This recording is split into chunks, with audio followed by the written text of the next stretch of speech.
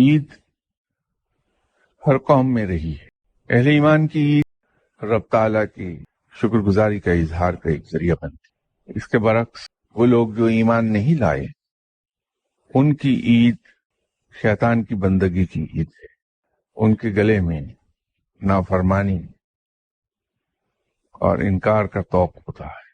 اہل ایمان اپنی عید کے لیے جامع مسجد کا اور عیدگاہ کا رخ کرتے ہیں جہاں وہ اپنے رب کے حضور سجدہ کرتے ہیں اور وہ سجدہ شکر ہوتا ہے. لیکن نان بلیورز عیش و عشرت اور نشاط کی جگہوں پر عید منانے جاتی. مومن کی عید اس کے گناہوں، اس کی کوتاہیوں اور اس کی خطاؤں سے نجات کا دن ہے. اس دن وہ اپنے گناہوں، خطاؤں اور کوتاہیوں کا بوجھ اپنے رب کی رحمت کے صدقے اتار پھینکتا ہے کہ اس کا رب اسے معاف کر دیتا. جبکہ ایسے لوگ جو ایمان نہیں لائے ان کی عید ان کے لیے مزید گناہوں کا باعث بن جاتی کہ وہ ایسے کام کرتے ہیں جن سے رب نے منع کیا ہے.